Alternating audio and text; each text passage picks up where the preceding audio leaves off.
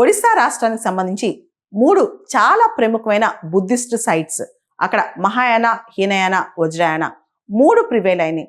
అటువంటి Buddhist sites ని diamond circuit అని కూడా అంటారు, లేదా డైమండ్ ట్రయాంగిల్ అని కూడా అంటారు ఒరిస్సాలో. దీనిలో రత్నగిరి, లలిత్గిరి, ఉదయగిరి అనే ప్రాంతాలు ఉన్నాయి. ఇప్పుడు విశేషం ఏంటంటే ఈ 3 ప్రాంతాలు ఉదయగిరి, లలిత్గిరి, రత్నగిరి వీటిని యునెస్కో టెంటేటివ్ లిస్ట్కి భారత ప్రభుత్వం డాక్యుమెంటేషన్ చేసి పంపించిందనమాట.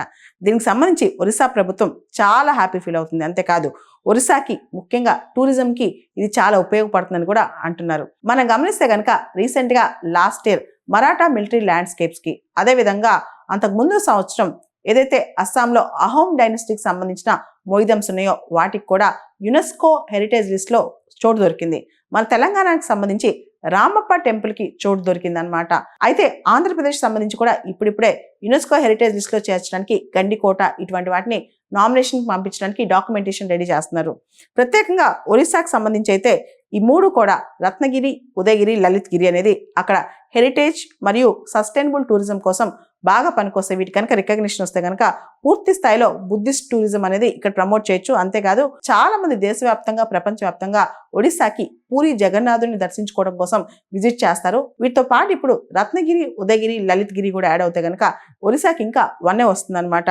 ఒకసారి ఏదైనా ఒక కల్చరల్ హెరిటేజ్ సైట్ ని ఒక దేశం నామినేషన్ పంపిస్తే యునెస్కోకి ఫస్ట్ టెంటేటివ్ లిస్ట్లో పెడతారు, తర్వాత నామినేషన్ ఫైల్ ప్రిపేర్ చేస్తారు, తర్వాత ఎవాల్యుయేషన్ బై అడ్వైజరీ బాడీస్ అనమాట. అంటే మొత్తం దానికి అంత కల్చరల్ హెరిటేజ్ ఉందా, దాన్ని ఎలా ప్రిజర్వ్ చేయాలి, దానికి రికగ్నిషన్ అవసరం, ఇలా ఎవాల్యుయేషన్ క్రైటీరియాని చెక్ చేస్తారు.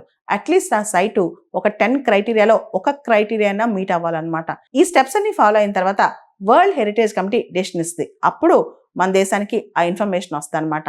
దాంతో ఆ సైట్కి ప్రత్యేకమైన రికగ్నిషన్ వస్తే ప్రత్యేకమైన ప్రొటెక్షన్ కూడా ఉంటుంది. అండ్ దాన్ని కన్సర్వ్ చేయాలి అంటే మానవాళికి ఆ సైట్ చాలా ఇంపార్టెంట్, మన కల్చర్, మన హెరిటేజ్ని కాపాడుకోవడానికి ఆ సైట్ చాలా ఇంపార్టెంట్ అని గుర్తించినట్లు అనమాట. ఒడిశాలో ఈ 3 ప్రాంతాలు అంటే ఉదయగిరి, రత్నగిరి, లలిత్గిరిలో అక్కడ బుద్ధిస్ట్ మానిస్ట్రీస్ కావచ్చు, స్కల్ప్చర్స్ కావచ్చు, స్తూపాస్ కావచ్చు, ఇలా బౌద్ధ మొత్తానికి చెందిన చాలా ఆర్ట్ అండ్ ఆర్కిటెక్చర్ ఈ 3 ప్రాంతాల్లో ఉంది.